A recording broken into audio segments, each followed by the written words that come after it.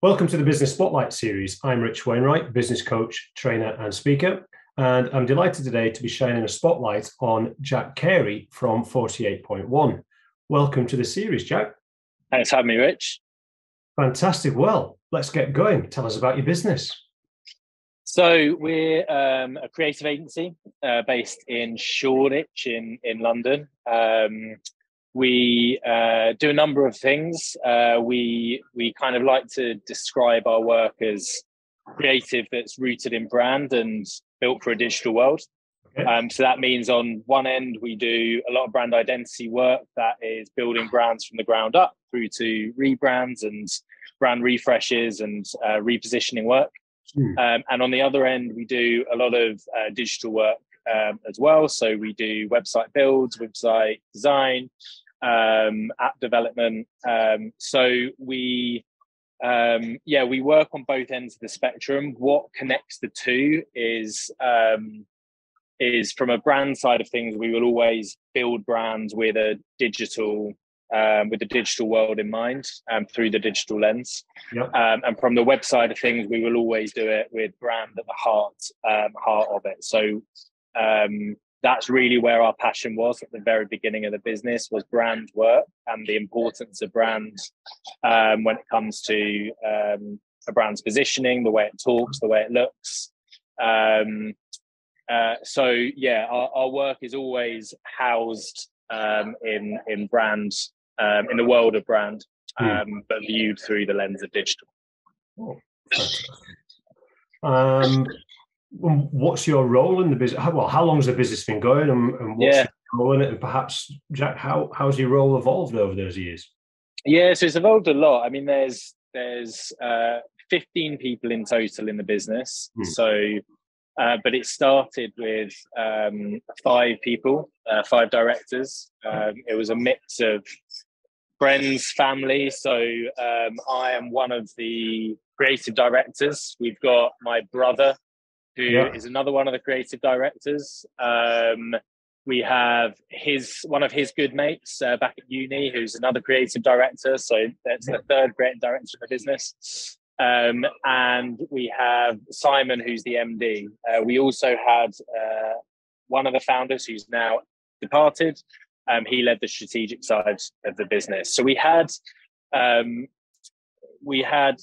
the makings of a team right from the start who could deliver work straight away and deliver quite rounded work. So we had someone who could focus on strategy, somebody who could focus on the digital design world, somebody who could focus on the brand design world, and from my side, my specialism or my kind of expertise has been more on the messaging side of things. So brand storytelling, brand narrative, which connects all three of, the world of strategy, the world of digital design, and the world of brand design. So we were able to make quite a fast start at the very beginning. My background was hospitality, so I led the marketing team for Bill's for 5 years, Bill's restaurants. Okay, yeah. And so we had a lot of contacts in that industry. We were able to make a fast start in hospitality, and we picked up a number of kind of big brand names at the beginning. So the likes of Franca Manca, the likes of Polpo. We picked up Leon quite early on in our journey. And so, we were able as a 5 to deliver quite rounded, strong work. And the business has grown from there. So we've grown a strategy department, we've grown a brand design department and a digital design department. We've got in-house writers, and we've got in-house developers as well. So we've been able to do quite a lot of work at a relatively kind of small to medium size business. We've been going for we're stepping into our 6th year. Yep. We've been able to kind of navigate our way through some of those tricky challenges that plenty of businesses have gone through, COVID obviously being the notable one. We've I guess is always the case when you do a lot of work, it's about finding, well, what's the kind of one thing that really connects all of that work. And from in our minds, it's it's great craft with really strong strategic foundations. And that is the way we've grown. And perhaps we could have grown quicker if we'd gone down quite a templated process, and probably would be far more profitable than we are at the moment if we went down that road. But I think what has really what we're all passionate about, I guess, is work that works in the real world. You know, work that actually, when you put it out there, you don't need to do a lot to justify it, because you can see that it's making change, or is easy and enjoyable to use if that's a digital product, or lovely to read if it's a little bit of writing. So yeah, for us, it's all about the craft and all about the thought process that goes behind the end result. I've got a wry smile on my face, so I'm just sat thinking, so 3 founding directors of the 5 are creatives, and we could have gone down more profitable routes. We could have gone down more, but we wanted to go around this way. I'm like, well, Jack. Yeah, go figure. Yeah, go figure. 3 horses, 1 courses. Yeah, yeah, maybe. But no, I think that's. I mean, it's a really good point, actually. I think with the fact that we had that balance, so we've, I think a lot of creative agencies actually start with 2 creative people or 1 creative person who's worked in that industry. What we had was, in particular, Simon, who's the managing director of the business, someone who had a sales background, a commercial background, knew how to grow a business. And I think because we had that, we had a really strong approach to business development, but also fundamentally, I think what we're good at is building relationships, and what means a lot to us is kind of those longer term relationships with clients that aren't transactional, aren't that kind of do the project and then go. For us, the best work we produced has been a result of great relationships and great people. Both the team as well as the clients themselves. So it was really important at that beginning, particularly in the early phases, and actually even more so now, to have that love of the creative craft and that real appreciation and understanding of that, but also underpinned by logical thinking and thorough thinking and thinking rooted in reality, essentially. Yeah. There's a lot. I had a wry smile. There's a lot more balance there than perhaps many businesses when they start off, because there's you. And that by the sounds of it, you're creative in slightly different ways, different sort of specialisms, which will bring more to the table than having 3 identikit creatives, for sure. Exactly that. And actually, I think a big thing is that, one of the main cliche bits of advice is never to work with your friends or family. And we've done both. Yeah. Simon, I went to college with, the MD I went to college with, so I've known him for 20 years now, nearly 20 years. And, we always knew we wanted to set up a business together, never knew what in, and kind of figured out that it was a creative agency in the end. But, working with him, working with my brother, I think because we do different things, because we view things through different lenses, that's why it works. I think if we went into a business as friends and family and we're stepping on each other's toes, potential disaster. But I think it can work. And actually, thank God I am working with friends and family who we can all be very honest with each other when we need to be. Yeah.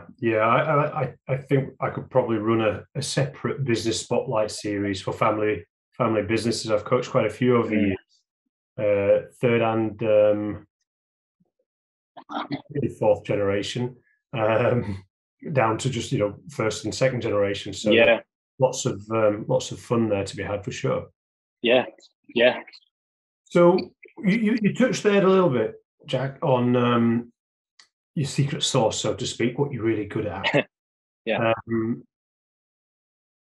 Could you elaborate a little more? Could you tell us a little bit more about what makes 48.1 as good as it is, and how you perhaps differentiate from the competition? I mean, in terms of broad sense, in terms of the whole Mm. agency, ad land agency world, but perhaps in your kind of niche.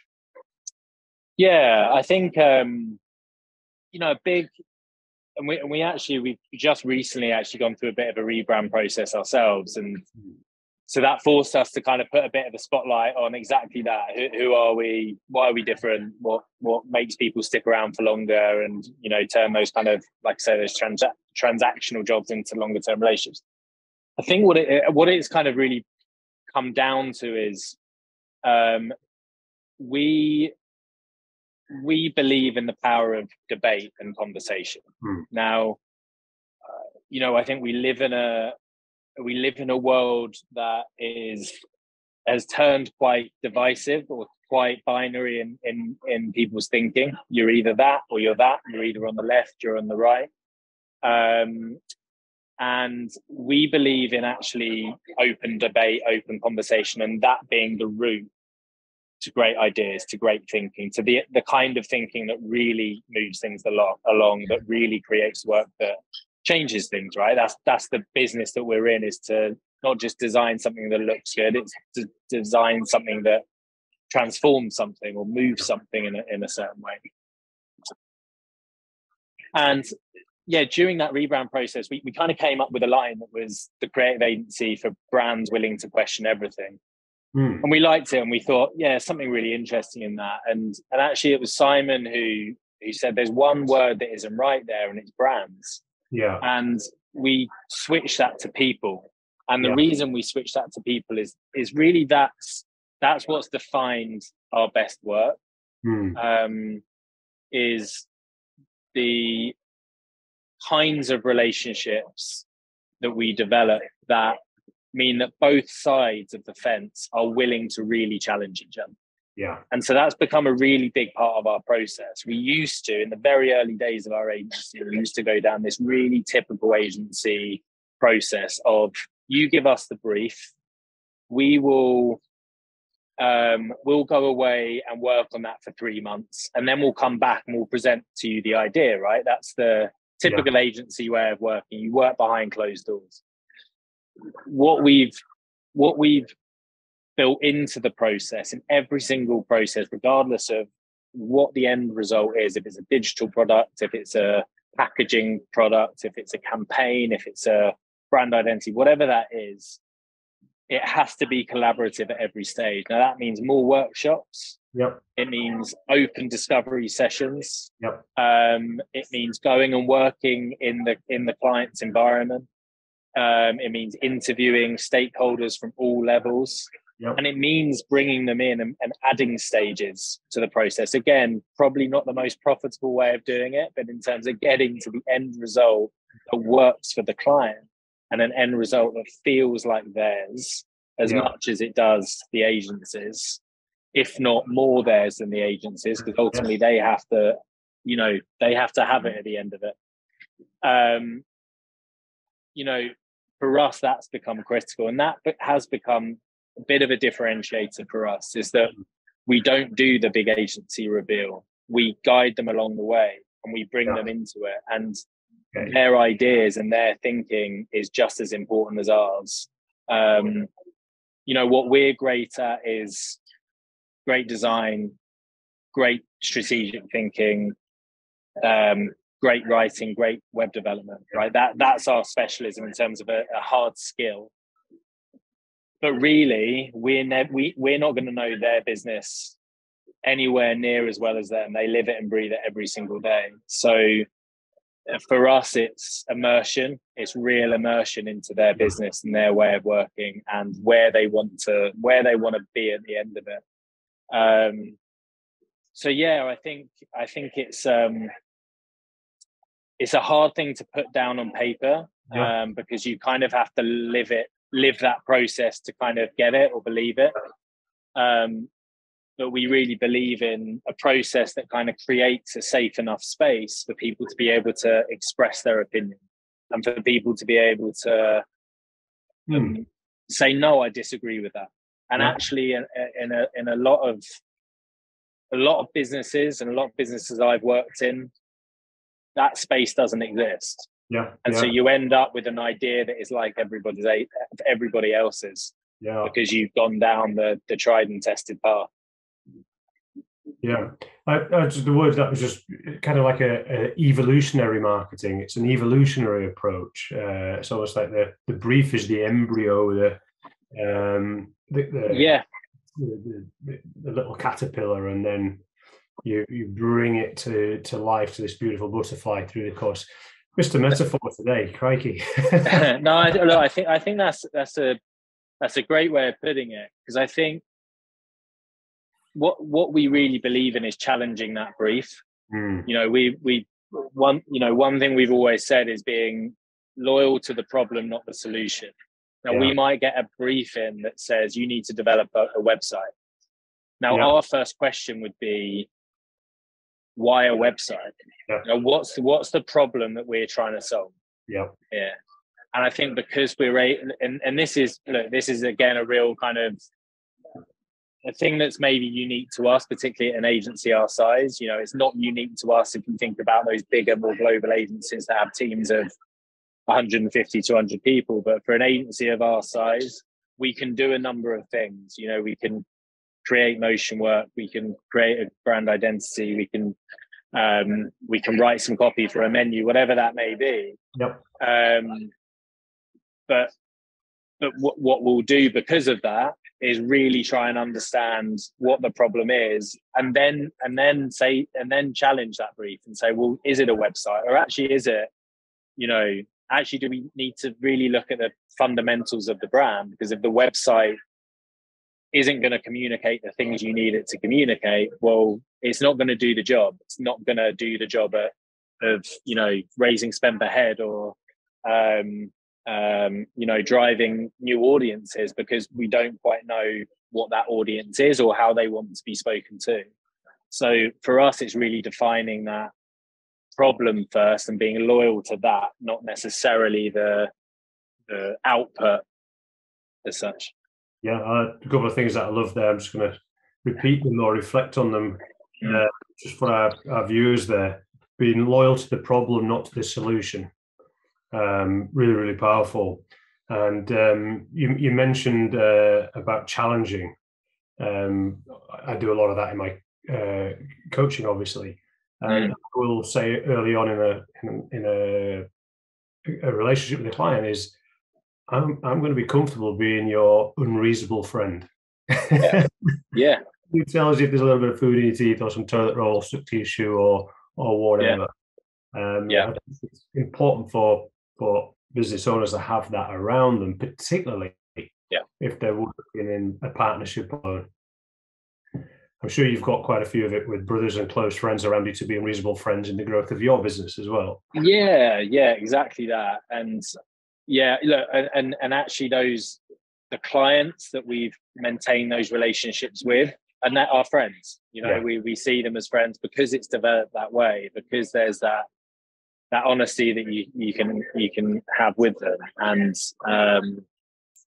you know, our job is one of our jobs, we've got many jobs, but one of our jobs is to love their brand as much as, you know, they do, right? Just to care about their brand as much as they do. So we wouldn't be doing our job if we weren't being honest. But the easy solution or the most comfortable way of being sometimes, I think, with a client, we certainly did this in the early days, and we may well do it still now without realizing, is that you don't want to rock the boat sometimes, and you don't want to say the things that need to be said. And every single time we've done that, it's led to a more interesting idea. And that goes both ways, by the way. I think we need to be challenged back, and it's not just a case of us telling the client they're wrong. It's actually asking the questions to kind of uncover what's right at the end of it.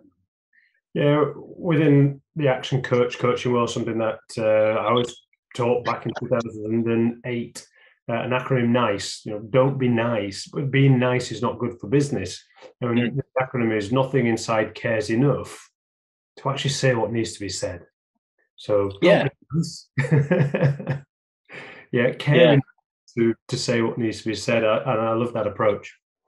Yeah, that's definitely, yeah, and it's reflected internally in terms of the team. You know, we say to the team, a big part of their development is to be comfortable enough to challenge their colleague and their friends, and be comfortable with conflicts. Yeah. You know, I was really lucky to grow up in a family, and again, kind of lucky that my brother's involved in business as well, because he was part of that environment. Was that every Sunday, without fail, we would have a heated debate about something. It could be anything. It could be Man United or Posh Spice, or it could be anything. But there would always be a heated debate around the Sunday table. And what that did was it made us resilient to that kind of conflict, and it meant that it didn't feel like conflict. It felt like healthy progression, right? You come to an end, and your thinking is a little bit different off the back of it. It allows you to change your mind. Changing your mind is great. My brother can be the devil's advocate to the point where the sky's black, green, blue, purple, wherever he fancies to be contradictory. You remind me of Patrick Lencioni's book, classic. I love the manga version of Five Dysfunctions Team. And he talks about conflict in there. And one of the approaches that he has is to promote conflict, healthy conflict, but then have a policy of disagree and commit. So you may disagree with the decision after the discussion, and perhaps after, conflicting discussion. But when the decision's made, you have to commit to it. Yes. It's such a phenomenal model for promoting that kind of discussion, and then get to a point where, okay, right. But what we don't want is someone who's disagreeing with it down in tools or not executing properly. So creating that kind of culture, really powerful. And it's exactly manga version. Need to buy it. So 6 years then. Congratulations. You're Thanks. in the what is it? 10%, only 10% survived the first year, only 10% follow of that 10%. So follow through 5 years. So you're in the 1% group. Yeah, it's been I felt like I've aged about 20 in those 6, but no, it's been should come with anti wrinkle cream or something. You package the company's house, you're going to need this. Yeah, I feel like that's a brand we should work on, or that's a category we should work on. We'll hashtag Nivea in this. Perfect. Well, thank you. It's been it definitely hasn't been all rainbows. It's with that in mind, tell me about some of the challenges. So COVID was the obvious major one. I think it's not going to be a wild surprise to hear that was the case. It impacted our. It was a strange one, because we were, in fact, one of the lucky businesses that could continue at that time. A lot of businesses just had to shut down completely because they weren't able to run, hospitality being a big one. The way that impacted us was obviously a lot of our clients were in hospitality. So we lost about 70% of our clients overnight, which for we're a business that's totally self-funded. And so that was rough. Obviously, the furlough helped. It helped get us through that. But that was a really difficult time, and I think we had ourselves obviously to worry about, but really it was the team. It was the not knowing. It was the unknown of that. I guess as a business, we needed to quickly rethink what our approach was, what our model was, who we went after, who our audience was. So we needed to shift away from hospitality for a period of time, and really needed to think about why we meant something to other sectors, and where we could help, what their major problems were. And at that point, all of those problems were so unique to every business, albeit there were obvious kind of connections to people's problems at that time, but actually everyone needed a slightly different solution. I think we broadened our thinking there. We needed to think of more efficient ways to run our process, and obviously everything moved virtually. So things like workshops, for instance, very, very hard to navigate that on a virtual call, I think, particularly at that time. You at 15 people now. What were you at the point? For context. Yeah, I think we were at 11 at that point. 11, so okay.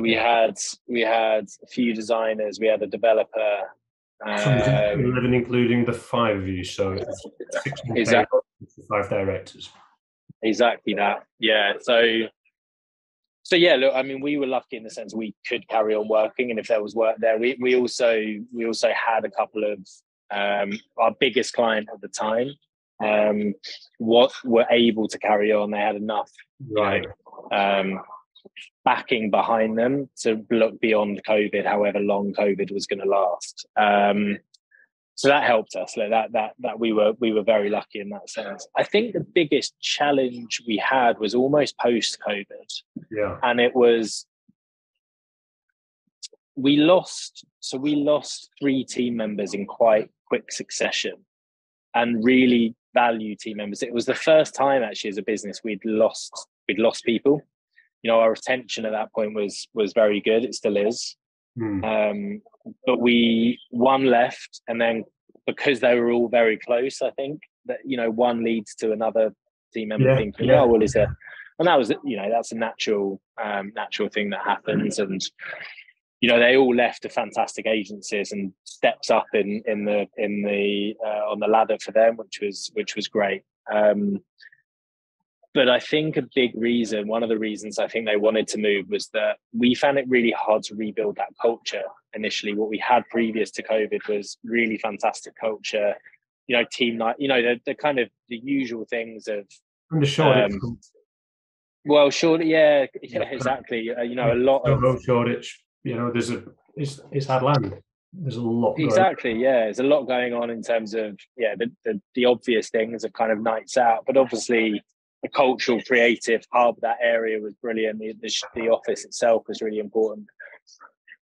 So in lots of ways, it was a really good thing, because it kind of sharpened our focus back on to culture and to really rethink, okay, well, what is the 48.1 culture?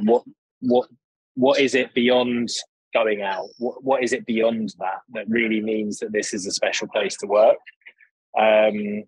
So yeah, rebuilding the team, almost not starting again as such, but in a lots of ways it was, because those 3 people were so fundamental to what that culture stood for at the time.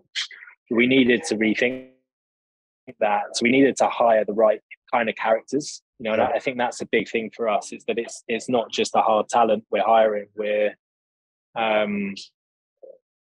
you know, I think of it very similar. I'm a Man United fan, and kind of see it as what Ten Hag is. What Ten Hag is doing at the moment, right? At United, which is you sign the right characters as well as the right talent, and I think that was really important. Was that it was the right kind of personalities in the business, and we've got that now. You know, the team is never been stronger, and for me, the culture's never been stronger either, you know, as a result of that and as a result of the things that we try and reinforce. And, you know, some of those things I've already mentioned around, you know, creating that really safe space for people to be themselves and to bring their full selves into work. So actually work doesn't necessarily feel like work every day. It should feel fun. And that's resulted in, you know, the team going out and doing things without us. That's another weird feeling, is we're no longer invited to the good stuff anymore. What was that about business ownership aging you? I know, right? That is the killer. It's an absolute killer. They all went out last Saturday and we didn't even know about it. And actually that is a genuinely weird feling, actually, when you built something where suddenly so the credit card receipts coming in as expenses. Well, there's definitely that. But no, I think you suddenly realize almost the culture is happening without you, and obviously we have to reinforce that, and we have to live and breathe that ourselves every day. But it kind of develops into something that's almost detached from you to some degree. So anyway, I think that was probably, you know, I'm sure Simon and Paddy and Joe, the other directors, I'm sure they'd all say different things. But for me, I think that big challenge, the big thing that kind of, and it always keeps me up at night, is the happiness and the motivation of the team. You know, is everyone happy? Is everyone motivated? And I remember my mum said when we were just about to have our daughter, that it's you know, you're only as happy as your most miserable child. And that's really true with the team as well, is that if you feel one team member is not happy, not motivated, not there, not enjoying it, that weighs heavy, and you then start worrying about everyone else. And we should feel like that, but that's probably the one thing. And maybe there's a couple of things, but that's certainly one thing that keeps me up. Yeah, it was whenever we start getting into this kind of thing, there's two books. It was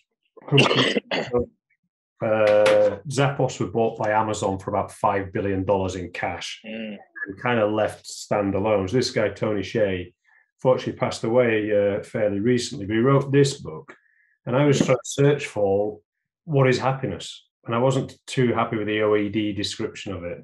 So Googled, saw good reviews, read that, based this on that, the happiness hypothesis. And it's fascinating because in his first business, it wasn't so successful. And when he joined Zappos, he applied a happiness framework, simple as that, and built a $5 billion cash company based on the concept of keeping his team happy. Yeah. So powerful and so often overlooked. So it's music to my ears as a coach and someone who's studied this kind of stuff. That's big for you. Oh, it's huge, and you can feel it. You know, you can feel it when you walk into any environment, right? When the team or when that group of people aren't connected and aren't, you know, connected to each other, but connected to what they're working for. You know, if you don't have that purpose in your job, that job has an expiry date. And, you know, you know, everyone's, I'm sure there's an expiry date to everyone's job at 48.1 from their perspective. But as long as we can make them feel good about the work that they're doing, and when they leave with positive memories of their experience, you know, we've done a lot of our job there. Yeah. No, it's a phenomenal belief and attitude towards it. You know, I commend that for sure. Yeah, so that's the challenges. Thank you for sharing that. I always feel a bit, you know, it's a question I ask, you know, can you share some of the challenges, some that you've overcome, some that you may not have? And it's just phenomenal when people actually share this kind of stuff. It's so powerful because, you know, 15 years into this, I run quite a few group events. I get my business owner clients together. What always surprises the new people in the room is that even these clients who've been working with me for a long time and they're successful in terms of, you know, various different metrics, still got challenges to overcome. Yeah. And those challenges are not unique. No. I think it helps business owners to understand that they're not alone. They're not the only one facing this, that the other businesses out there have got this on their plate too. Because business ownership can sometimes be a lonely pursuit, and having co-directors is somewhat helpful in that sense for sure. I'm in total awe, by the way, of anyone who does it on their own. I've got a couple of friends who have set up their own things. I'm in total awe of how they've done it, because I think there's no way I could have done it without the other, you know, 3 directors who are still here. There's just no way I could have done it without them. So yeah, in total awe of anyone who's gone out there on their own and done it. Yeah, fantastic. So there's the challenges. What about some of the big wins along the way? And aligned to that, how do you celebrate? How do you celebrate? So big wins and perhaps you notice them and celebrate them. Yeah, that last point's really interesting. I'll come on to that in a sec. I mean, big wins. Like I said, we had some really early big wins, and they were massive at the time. Obviously, when you're first starting a business, it's about the cash to a large degree, but actually for us, getting some big names was huge. So I think first one we won was a client called Polpo, not Polpo. It was a client called Polu Poke, and they were obviously a poke brand, opened in London. They had plans for kind of opening a few. I think the cash amount was something like, it was £1,000 for a lot of work, and we were over the moon. That kind of got the business up and running. So I'd say that was the first one I remember where me and Simon got that over the line. We were in a lift and we just jumping around in an elevator, hugging each other for £1,000. So, but then after that, we picked up Polpo, which was a big name in London, a brand I really loved. I love Venice, and that brand's inspired, for those that don't know, heavily inspired by the kind of Cicchetti Asterias in Venice. So I love that one, and we did some great work for them. We built their website, designed and built their website. Sorry, we did their loyalty scheme. We did a couple of campaigns for them as well. So we're a really, really great client, and our biggest client kind of in the first kind of year or two. We then picked up Franco Manca, and Franco Manca was the one where suddenly we were starting to get a bit recognized in terms of doing some really good work in food and drink. And again, it was another brand that we loved. So we were picking up these brands that weren't just, it wasn't just cash in the bank. It was actually brands that we genuinely loved, but also felt like we could really move them on. And I think off the back of Franco Manca, Leon came, and we picked up that one. And that was one that really changed our thinking around digital, and suddenly made us think, actually, the digital arm of the business has real opportunity here, because we were really proud of what we designed and what we built for that client. So that was probably the one that made us start to think differently about digital. And then we picked up some others along the way. So Gymbox, another kind of big national name in the gym space, and we're starting to pick up some kind of more kind of global propositions, really. So Gosney, which you may not have heard of, they're a pizza oven business, and so if you walk into any sourdough pizza restaurant in the UK, they will all have a Gosney pizza oven, but they also sell to B2C as well. So portable pizza ovens, essentially, and they built something called the Dome. So we've done a lot of campaign work for them, and they've been a huge success. And then our biggest client at the moment is a big hotel group, so one of the largest in the UK. So in terms of size, probably Gosney and CHG, who are the hotel group. But it's really interesting that the ones that really that end up exciting us often the most are the ones that we least expect. So we're working at the moment with like an air monitoring business, and on paper it's like, okay, it's a business. It's based in Norway. They sell air monitors, and on paper it doesn't necessarily sound hugely exciting. It's another one that is they design the seating on aeroplanes, but it's actually often knows that what our job is to simplify the complex, or to make something that could feel quite mundane into something that feels bigger, that feels more aspirational. And that's the really interesting challenges for us, those that potentially come at it from quite a functional or corporate perspective, but actually we can turn it into something that means something bigger, that actually moves it away from necessarily the direct product. So I think that's where our kind of real sweet spot is how to distill a narrative, essentially, how to boil something right down into its simplest form and communicate it in a way that is visually and verbally as compelling as possible. I'd say a number of different types of wins. In terms. And then the celebration aspect of it. We're poor at that, if I'm honest.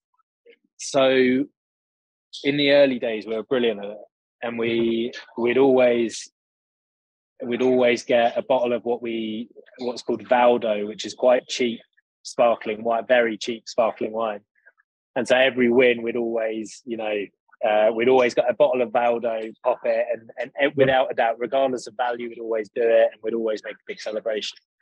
And I think as time goes on, as winning business becomes more just a necessity, you have to do it, and the speed in which you then have to kind of get the process locked down and the communications of the client out and all of that, it gets lost.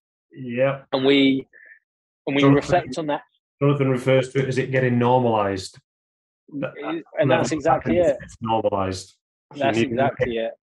Yeah. That's exactly it. And it's almost that we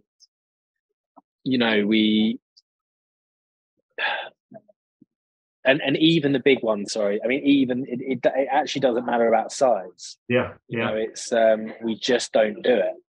And we don't do that enough. And what we tried to do recently is build in a bit of a weekly team meeting. Yeah.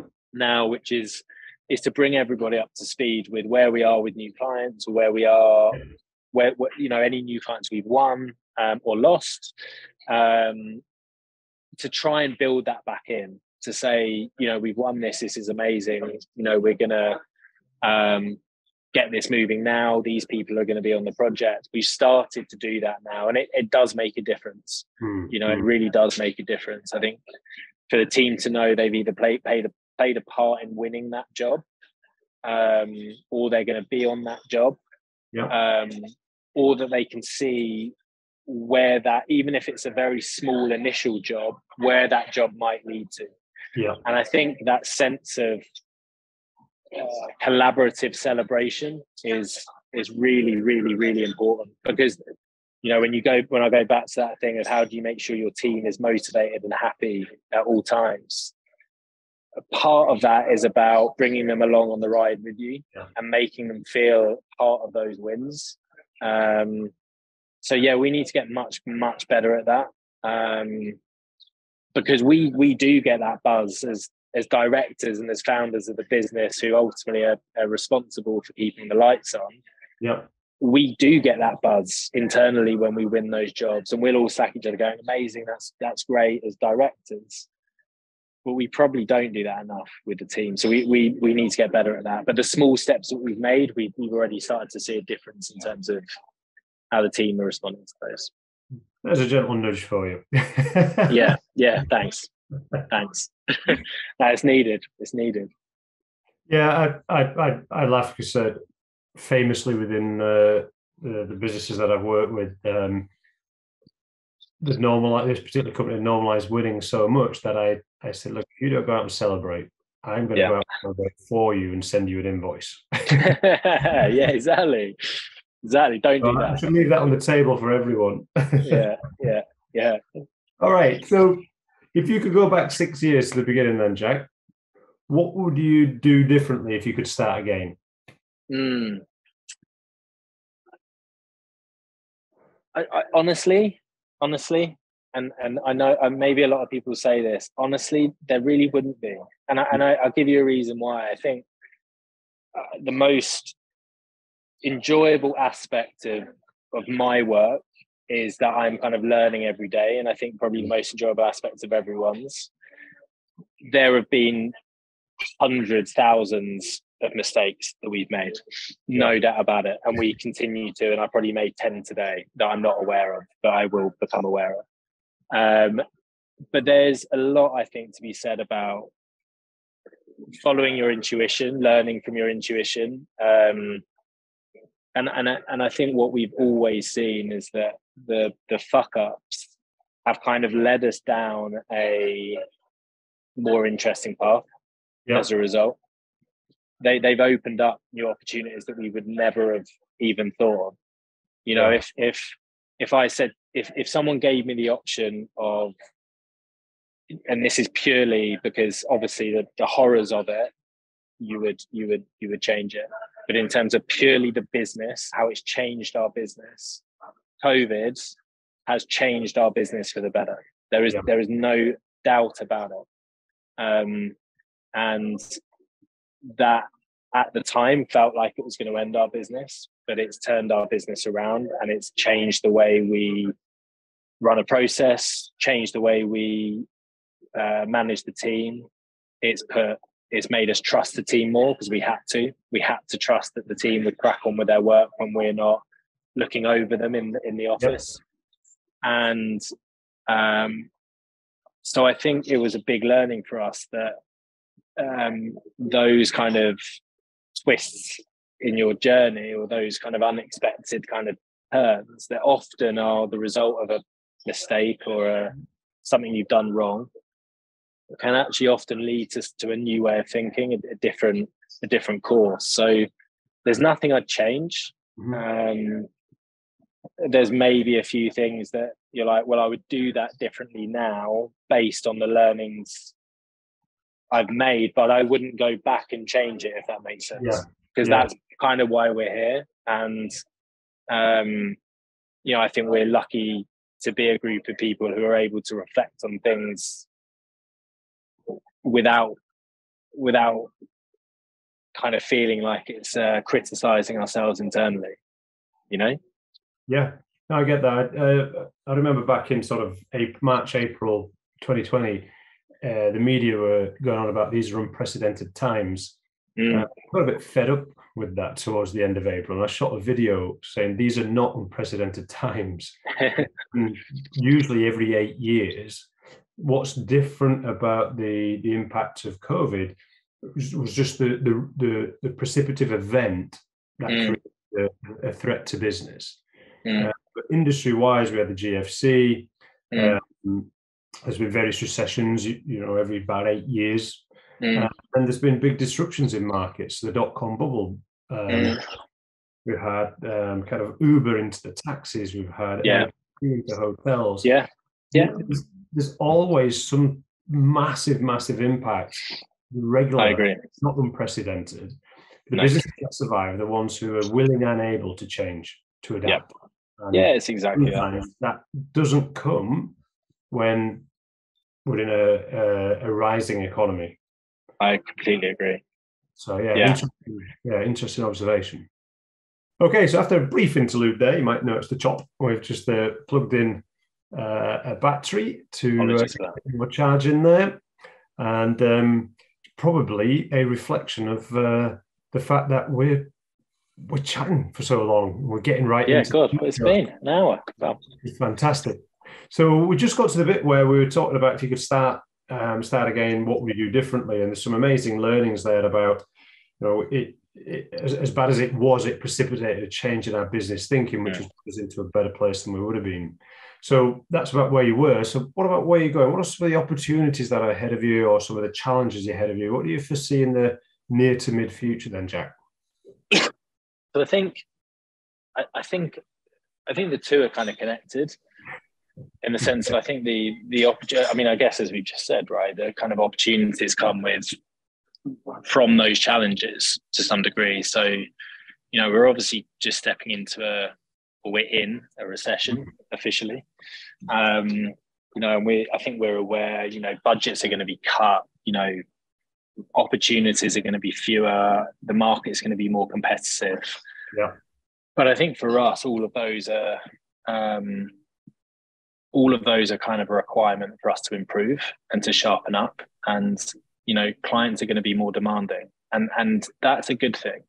Yeah. I think it makes us think a little bit differently about our process, about what we offer, about, how we can make things better or easier for businesses that are also going to be struggling, right? Yeah. So, I think what it does for us, and particularly I think this is where we're quite well suited in this environment, is that clients are going to want work that works, and work that delivers something. And I think from the very beginning, because we had really strong strategic thinking in our work, that's kind of hard coded into our delivery.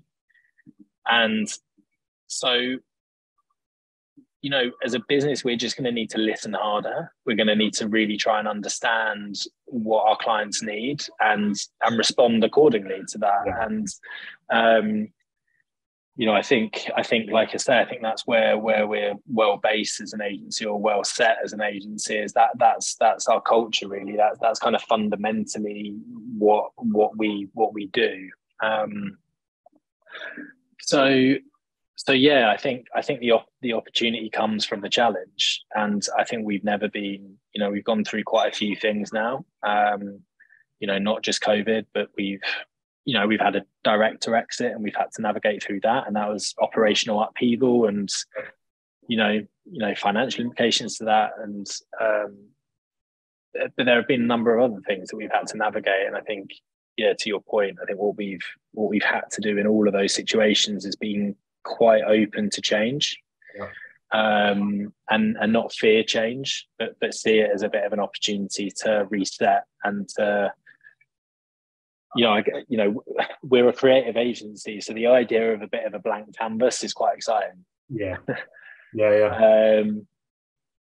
And that's what we see it as, is that if we were in a situation like this where you step into a recession, well, if someone gave us the business as it is today and said, this is everything that you've got, now go in this environment, well, that's a really exciting challenge. Like, we'd take that and we'd say, okay, fine, that's the way we go. So yeah, that's not to say it won't bring its own challenges. You obviously don't want to divert too far, because we know what we're good at and we know what we're not. But we're willing to change, or we're willing to switch things up a little bit in order to be right for the market. And so we're kind of ready for that. I think that's one of my go-to questions as a coach when someone says to me, oh, someone's just resigned, or a client's just given us notice, or a supplier's just given us notice, or they've increased their terms, or whatever this challenge is. My response straight away is, what's the opportunity? Yeah. Just flip out of that downbeat, that hurt, that emotional, that negativity, and say, all right, well, what is the opportunity here? This person's okay, great. So what's the opportunity? What can we do differently? How can we change and completely turn this into a benefit? So completely. And those changes could be, the change in the market could be a number of things, right? It might be that you have to completely switch audience because the audience has moved over here for what you deliver. The audience is now over here instead of here. Or it might be that it's the same audience, but the audience need it quicker, or the audience need it cheaper. Yep. And that doesn't mean that you necessarily have to compromise either your margins or your process, but you're probably going to have to pick one of those things and say, well, how do you come up with something that is right for that market, that can deliver the same standard of work, but at a quicker rate? That I think that's about, again, we're a creative agency, so if we can't think of creative ways around this, we're not in the right industry. So I'm going to flip this right round now, with your wisdom that you've shared with us so far. So if you're with someone who's thinking of going into business, what would you say to them? Be prepared to age quickly. I wondered whether we might get some good cream. I'd say, and this is my personal experience, and Penty would say that, no, absolutely go in on your own. But I would say do it with someone. Yeah. I think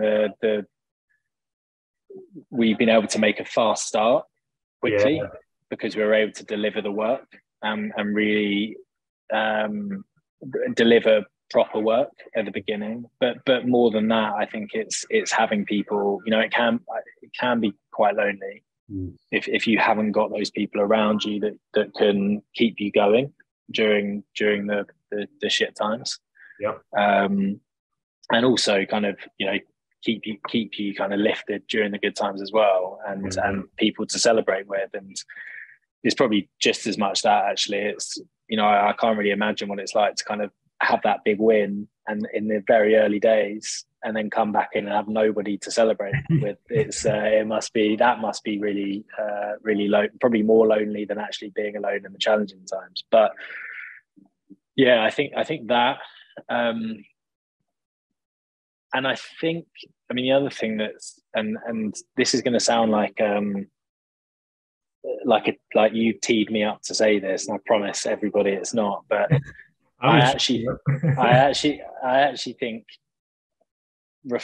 being able to reflect on yourself, and we've benefited down the line through a number of different people through coaching and through um, um, and that's been group coaching as well as one-to-one, and I can absolutely say that it fundamentally changed how I am as not only a kind of a leader in a business, but just as a human being. Yeah. It's if you can throw yourself into something like the work you do, Rich, if you can throw yourself into it and trust that process, you will come out a bit better. And I've seen people who haven't gone through that process or aren't willing to throw themselves into that process and come out of a 5-year experience of running a business no different. And I think that's a real crying shame, because if you haven't changed your mentality or your way of doing things through 5 years of running a business, that's a massive lost opportunity. So I'd say whatever way that is, whether that's coaching, whether that's therapy, whether that's journaling yourself, or whatever it is, the ability or the kind of eagerness to throw yourself in, understand a little bit more about yourself, reflect on the good things and the bad things that you do, and openness to changing that, then I'd say that can be really transformative. It has been for me. Yeah, indeed. I mean, one of the frustrations I have is business owners will employ someone to help them with their golf, someone to help with their tennis, help them build their house, help advise them on filling out a mortgage application, train the kids to drive, take the kids to Little League, whatever. There seems to be a reluctance to having someone help them with their business, and it's not new to me, shall we say? Yeah, no, completely. And not, this wasn't scripted, but to endorse having a different set of eyes in the business around you and the business. That's phenomenal. Yeah, no, I'll be really honest. When I first, well, actually, before I set up the business, one of the friends I mentioned earlier, who ran a business on his own. He had a business coach, and I was so skeptical. I thought that is a waste of money. It's nonsense. It's it's kind of an indulgence. And I think since then, that's the coaching I've had has proven that completely wrong. I'm a massive believer in it. And I think often the resistance to it is as much because the business is their baby, and they're kind of unwilling to hear criticism about their baby, but also about themselves. And I guess that's where I've seen the most transformative change is kind of hearing it about me, or really getting under the skin of kind of what's blocking me doing certain things, or achieving what I want to achieve, or becoming the person I want to be. Yeah. No, there's a whole video or series of videos I could shoot on reluctance to take some advice into your business. Yes, of course. But that's phenomenal. And I've bought a company and been running one for 15 years in that trade. I would have wholeheartedly agree with you. Go get a good business coach into your business. I've got one. In my business. So thank you for that. I mean, that's superb. Some really fantastic insights there. What we are going to do, obviously, is share all your contact details whenever we post this, so people can get in touch with you. I make the offer. Is there any or all of the following of interest that you really should get in touch with you right now? Particularly skilled or great talented team members, suppliers, clients. A few people nod when I say, would you like some clients to get in touch? Suppliers, funders, partners? Is there anything in particular that you're looking for right now, or is it a little bit of all of the above are welcome? Look, all of the above is welcome. I think, as I said to you before, you hit the record button. I think what this has been really good for is just reflecting on the business. You kind of rarely get a moment to kind of, lift your head up and kind of talk back about the kind of journey we've been on. So that's been as valuable a thing as anything that comes off the back of it. But yeah, look, I think we're always open to speaking to people, and regardless of where that goes, I think, we'll always, I'm sure we'll learn something from one another. Yeah. Superb. No, love it. So with that, Jack, and on behalf of our viewers, Action Coach, me, myself, I'd like to thank you and wish you all the very best for your future. I'm sure it's going to be a fun ride. Thanks, Rich. Appreciate that. Really appreciate your time. It's a pleasure.